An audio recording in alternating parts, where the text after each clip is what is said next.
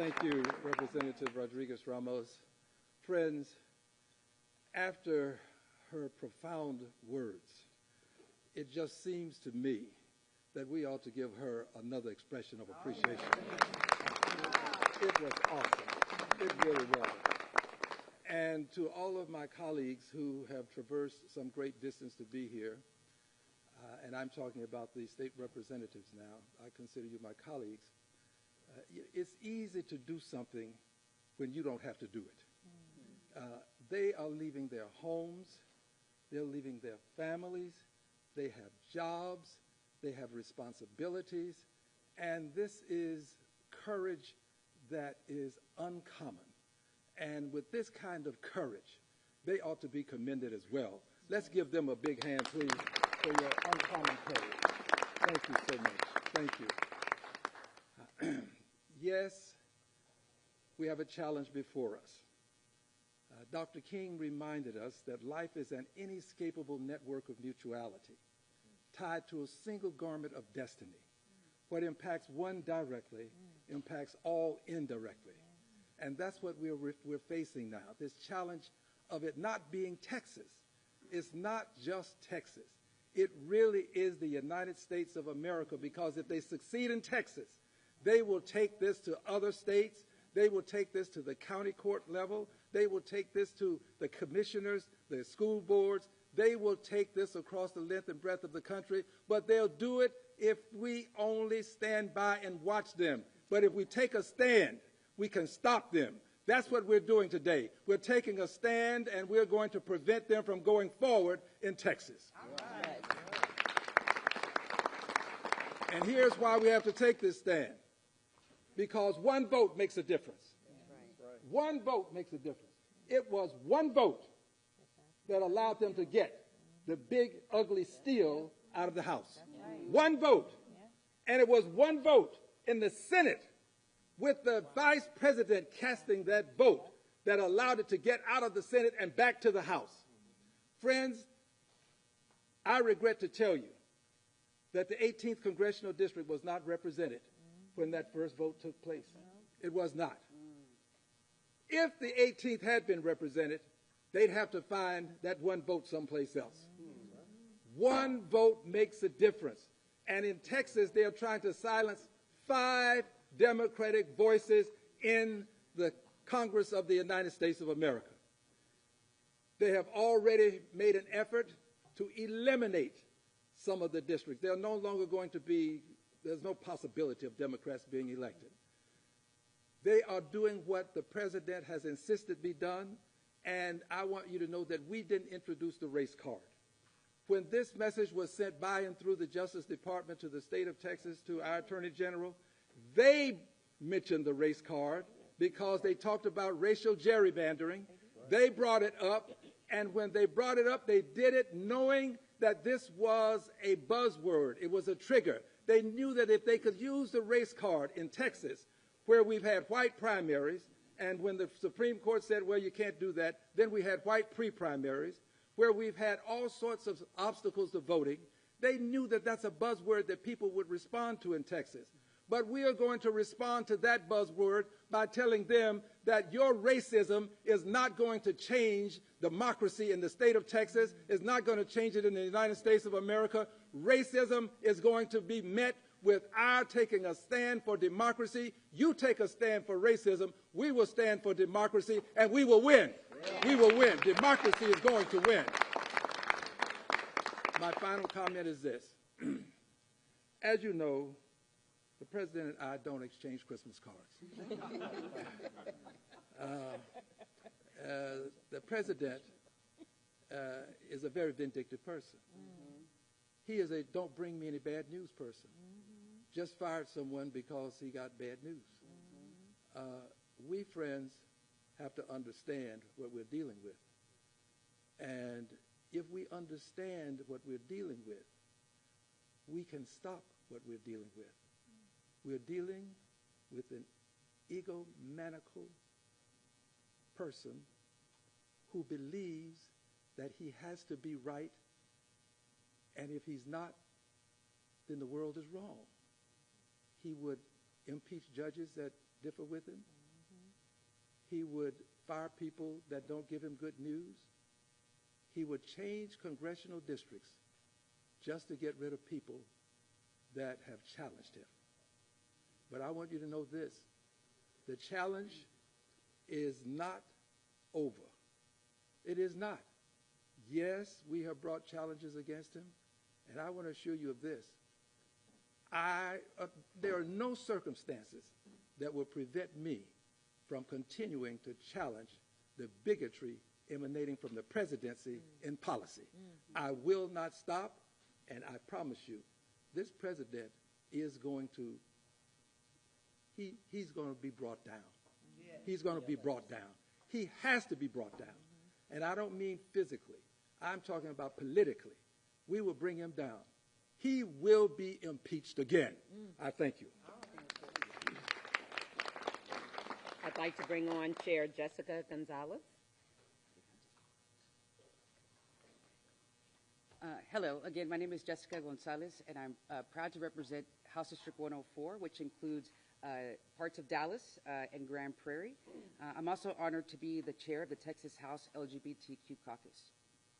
Look, when we all got elected here, we were elected by our constituents, and that's who we work for. They elected us to represent their voices, their family, and their future. And that's exactly what we're all doing here by denying Texas Republicans quorum in order to pass these rigged congressional maps. And so I'm very proud to stand united with my Democrat colleagues. Look, one thing I do know is that Texas House Democrats know how to fight. We've been in these fights before. We've had to fight every single day when we're in regular session. And so we have our sleeves are rolled up, and we're ready to take this fight wherever it's going to take us, because our communities, our state, and our nation is definitely worth fighting for. And we know this is not about providing flood relief, because these congressional maps have been pushed. We have not had real discussions about providing folks relief who are in desperate need of it. And so we're just not going to stand for it. We're tired of it, and we're not going to let them do that to our communities. And so I'm proud to stand here united with my Democrat colleagues. You know, when I first got elected to House District 104, I was the first Latina to ever serve in that position, and I'm very, very proud of that.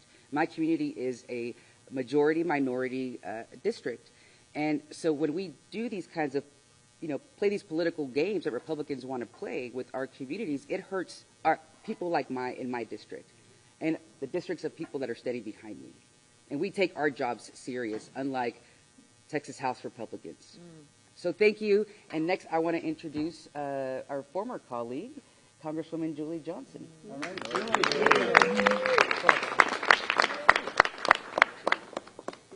The most beautiful group of people.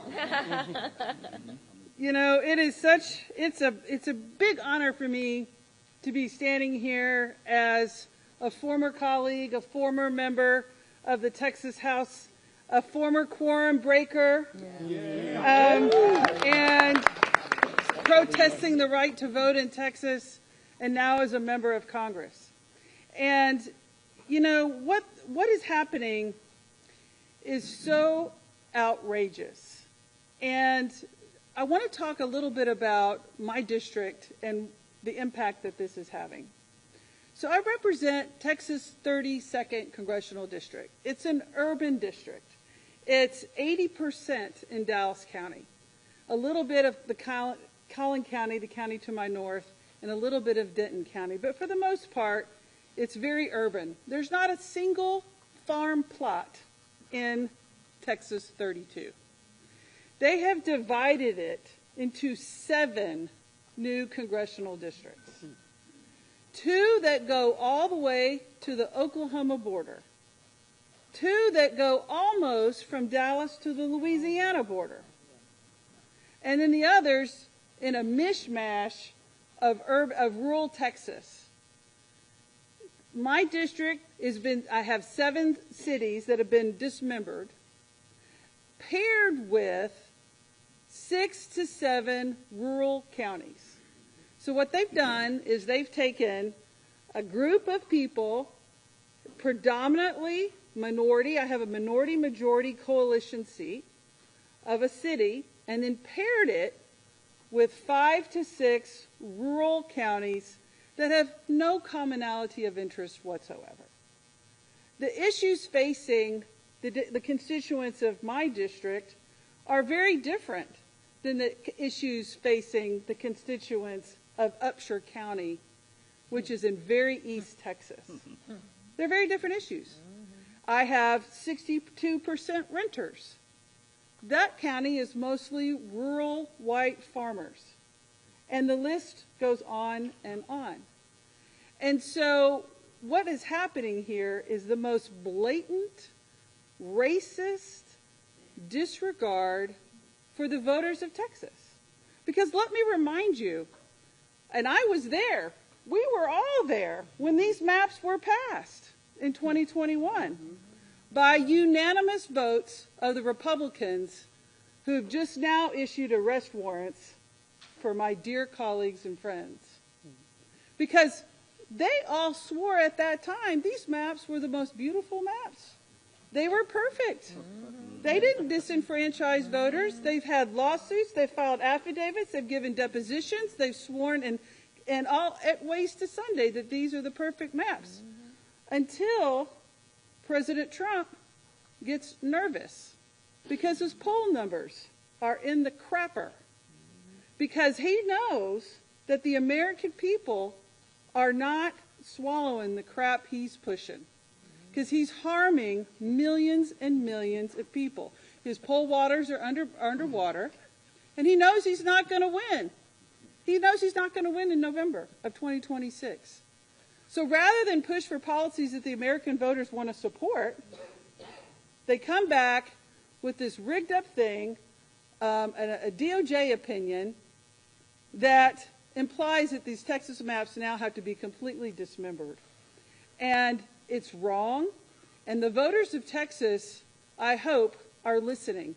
Because the courage that my dear friends and colleagues are showing by saying, no, we're protesting, we're putting ourselves at great risk to stand up for democracy and America. And voters, I hope you're seeing that. I hope you're feeling it.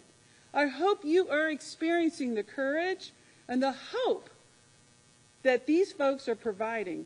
Because what is happening is an attack on our democracy throughout this entire country. And I'm so pleased and so proud that they're standing up for us all. Because what's happening here now, it's cracking throughout other states. You know, we're having a national conversation over voter rights.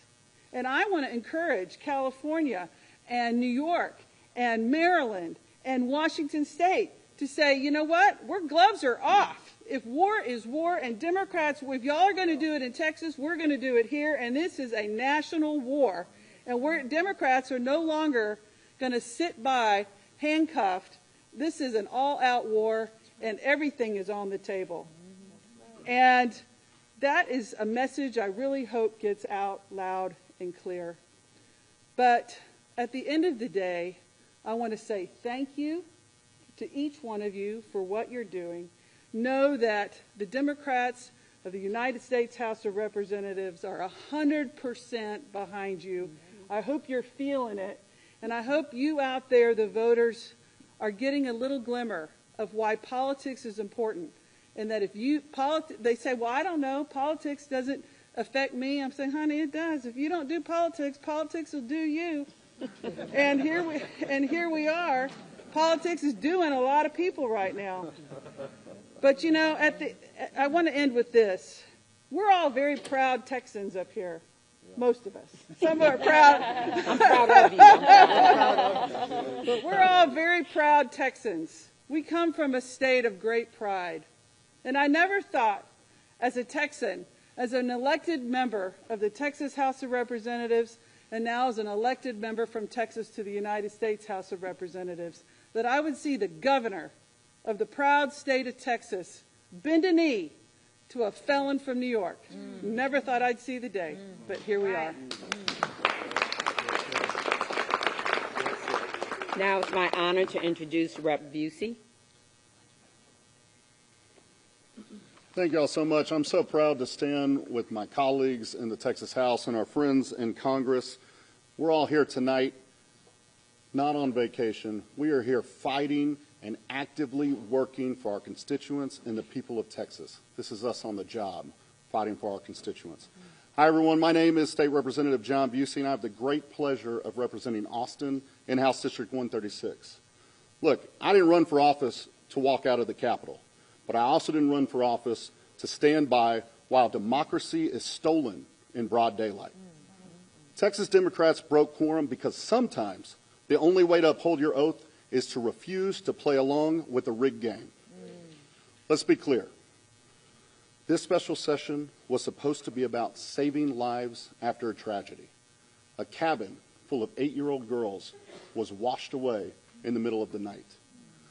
Families called 911 only to hear that help wasn't coming. At the end of the day, 137 Texans lost their lives. That's an emergency. That demands our action.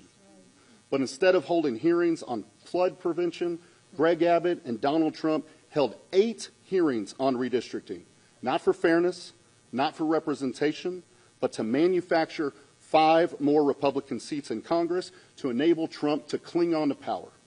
That isn't governing, that's a heist. And we're here to stop it. When politicians can redraw the maps in the middle of the decade just because they're scared that voters won't reelect them, that's betrayal. Look, the governor can lie all he wants, but we're not running away, we're running into the fight. Texas Democrats are standing up for one of our most basic American principles, the right to representation. So no, this isn't political theater, it's survival. Because if we lose the power to choose our leaders, we lose everything. We broke quorum because this isn't just about maps. It's about power. And in Texas, the power still belongs to the voters. I want to thank you all so much, and I have the pleasure of introducing one of our great champions, Congressman Mark Vesey. He's a passionate advocate for Texas's 33rd District. He's fighting for working families, voting rights, and economic opportunity. And if you didn't know, he's in fact is the founder of the Voting Rights Caucus in Congress.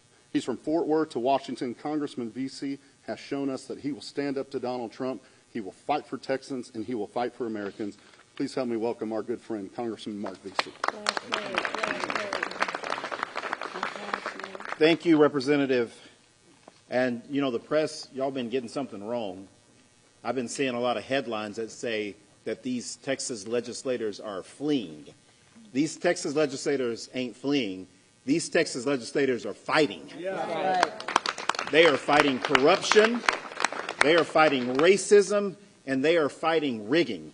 And that is what it is all about. And I got to tell you, it's crazy to think about this. 60 years ago today, the Voting Rights Act of 1965 declared that no American, no black American, no Latino American, no Asian American, no working class voter would ever be denied their voice in our democracy because of who they are or where they live. But that promise is under attack today by Greg Abbott bending a knee to Donald Trump, and it is absolutely wrong and it is embarrassing. And I got to tell you, I'm proud of these heroes that are standing behind me, some of which are my former colleagues in the state legislature where I spent 8 years before going to Congress. And I got to tell you, I came into Congress right after the 2003 mid-decade redistricting, when a group of Democrats had just left the state to block discriminatory redistricting that had happened literally just before I was sworn in. And I got to tell you, we made a big mistake back then. We had no blue states back during that time period after Tom DeLay did his mid-decade redistricting. We didn't have any Democratic states that followed suit. And so it gave them the incentive to do it again, and that's why we are here right now. But I got to tell all of my friends that are Republicans that are out there watching right now, the game has changed, baby. It ain't the same no more. It ain't the same no more. We are going to match Donald Trump's energy when it comes to redistricting. As it was said before, it's been Democrats, we have shown up to a gunfight with nothing but good intentions and dull knives. And that era is over. We are not going to unilaterally disarm. And that's what's different this time around. And so to the governor of this state, of Illinois, the governor of California and New York, thank you for standing tall with us. We need our other Democratic governors in New Jersey, New Mexico, Maryland, not New Mexico, Jersey, Maryland, Oregon, and Washington. We need for them to stand with us now also.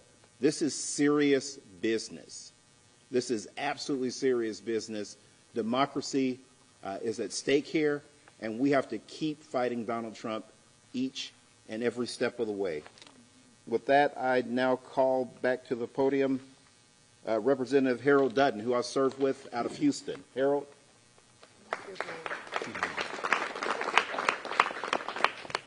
Good afternoon, everybody. Let me start by saying my name is Harold Dutton. I'm from Houston. Most people say I'm from Fifth Ward. You'll understand that. And I guess that's true. One of the things I learned in Fifth Ward, about the 7th grade, was that we learned that in order to have democracy, it had to be of the people, by the people, and for the people. That's right. But in Texas, what we've changed that to is we're going to have democracy by being of the party, by the party, and for the party. That's right. That's absolutely crazy. And I want to correct something, and I think Representative Beasley said it. We're not running from anything. We're trying to make sure that when democracy is in Texas, it is going to be of the people, by the people, and for the people. And secondly, if you see us running in a fight, we chasing somebody. We ain't running from nobody. We're just not running from anybody. Now, let me end with this. I'm here because one of my constituents told me, she said, well, if you all are going to hang separately, you might as well hang together. And so I'm here with my colleagues because I don't think we're going to hang. Because another constituent said to me, Representative Green, said, you know the story in the Bible about Haman and Mordecai? Haman built the gallows for Mordecai. And guess who they put on the gallows first? Haman. And so I think all of this is going to backfire on these Republicans because I think they have raised democracy issues so far and so high that the people in Texas now are getting the message, and that's one of the reasons we're here. I'm thankful for the Illinois delegation. I have worked with them before. My first cousin was Monique Davis, who was a member of the Illinois delegation for a long time. She said to tell you all hello to because she wanted to come over. I had to stop her from doing that. But again, I think that the challenge for us is really to make sure that our people get to vote. And we're going to do that. And with that, let me stop and introduce me. No, I'm going to introduce Sojourner Truth, better known as Jasmine Crockett.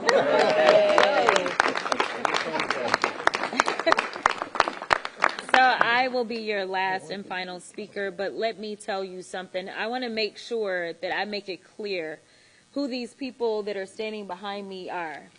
Because I don't think that the American people truly understand the amount of sacrifice that these warriors and heroes are making right now. Most people don't understand that in the Texas House, you only get paid $7,000 as it is as a salary.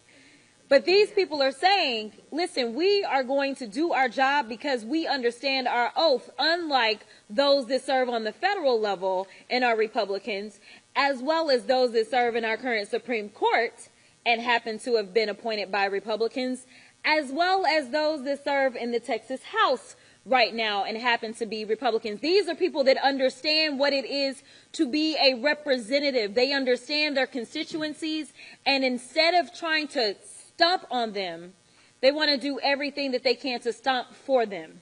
And so that's why they're here. Now, let me say, this governor talks a lot of noise, and I made sure that I put up my warrant from 4 years ago to make it plain that they talk a lot of noise, but these guys are weak. That's why they're over here trying to bully people. Bullies are always weak. The difference is they expect Democrats to kind of be the nice guys that we are. They expect us to take the punch and say thank you. Well, I am here to tell you, not only are we going to punch back, but we're about to beat you down. That's right. We are going to win.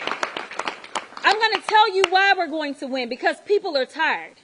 And as it's already been said, we got a few truth tellers that came before us. A number of them came out of Texas. So I need y'all to understand that maybe you haven't learned these amazing warriors' names, but you will know their names. Y'all know how the president feels about me. Got my training ground right there in Texas. We know that there was another amazing black woman out of the state of Texas by the name of Barbara Jordan that had to check another corrupt president by the name of Nixon. So I'm here to tell you, just like I told a group of folk in Arizona yesterday. Frankie Beverly and Mays said it best. We are one. For everyone that's been asking, where are the Democrats? Well, here they are. For everyone that's been asking, where is the fight? Well, here it is. But let me tell you something. Don't leave them out on a ledge by themselves. They need to know that you, the American people, stand with them because they are standing for you. There's so many people that they will never meet, but they understand the importance of making sure that they have a voice when it comes to their government. They understand the importance of standing for what democracy is and making sure that it does not fall by the wayside. They understand that we have a Timu Hitler in the White House right now that thinks that he is going to become the dictator of the United States. Well, I got another thing to tell you, sir. The Democrats, no matter whether we're talking about these Texas House Democrats, or whether we're talking about the governor from Illinois, the governor from California, or whether we're talking about New York, or I can go through the states, and it's not just the governors. It is the state houses. It is the state senators. It is those congressional delegations that are saying, do what you got to do, and I will fight, and I will win, and I will earn my seat back to the people's house in D.C. I am here to tell you that time is up for playing in our faces. The Democrats are not going to stand for this any longer. We know that we are standing for the people. And so long as we stand for the people, I absolutely believe the people are going to stand for us. So I just want to be clear. Do whatever you can to support these heroes, because they are the ones that had to leave their families. They are the ones that have warrants out for their arrest. They are the ones that are doing things that, honestly, a lot of other people do not have the audacity to do.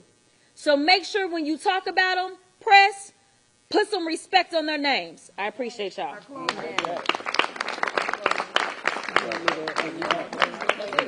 That's it? Oh, oh, we're done. We're done. Oh. No, we're done. Yes, we are. We done. That's what it says. Okay. We were supposed to have Ron do the closing. I'm Well, sorry. go I ahead. apologize. Sorry. I am State Representative Ron Reynolds, and I'm proud to serve as the Chair Emeritus of the Texas Legislative Black Caucus under the great leadership of our Chairwoman, Barbara Gervin Hawkins, and as Vice Chair of the House Democratic Caucus under the great leadership of Chairman Gene Wu. And we're all united, standing on the right side of history. You know, Congressman VC's right. It was 60 years ago that the Voting Rights Act of 1965 was passed into law. And it was signed by a great Texan by the name of Lyndon Baines Johnson. But that Voting Rights Act didn't come easy. It came as a result of people who made the ultimate sacrifice, people who we may remember, like Congressman John Lewis, who made good trouble. He risked his life to end Jim Crow. He did everything with other freedom fighters. They took freedom rides. They sat at lunch counters. They did everything they could to end poll taxes and literacy tests. And thank God, many of us here today would not be here but for the Voting Rights Act of 1965. It was as Congresswoman Crockett said, Barbara Jordan, who was the first African-American Congresswoman from the South since Reconstruction. She was only there because of that bill. And here we are on the right side of history trying to stop the Texas steal by Abbott and Trump. They want to take us back. They literally want to take us back by disenfranchising black and brown communities. And we say no. No, we say hell no. Not on our watch. We will not allow you to turn back the clock. We're going to continue to fight. We're going to continue speaking truth to power. We're going to continue doing everything we can to protect the precious fundamental right to vote. And I will end with this. Our scripture teaches us in Proverbs 31:8-9 to speak out for the one who cannot speak, for the rights of those who are doomed. Speak out, judge fairly, and defend the rights of oppressed and needy people. Ladies and gentlemen, I submit to you that the Democrats are going to keep speaking out. We're going to call out the racist gerrymander that President Trump and these MAGA extremists like Trump, like Abbott, want to push down our throats. Not on our watch. We're not going back. Thank you.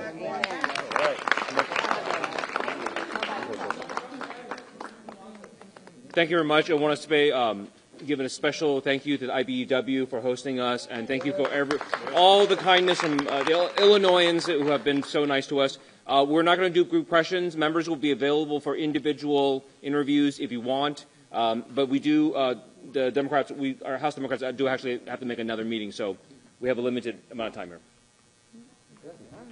Great. Thank you. All right.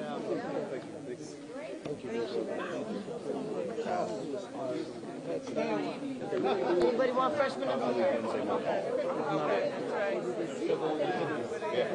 Yeah, let me know if you want to do that radio show. Oh, yes. Oh, you already did? Yes. Oh, man, that was great. I'm No way I can love this one. Yes, she disappeared. Yes, I'll be at dinner. Good job, Al. I was inspired by a hero here. Diego. We're all here to protect Texas. Right? So you take the juxtaposition of the amount of effort that they're spending so they can protect us. How do you respond if they try to remove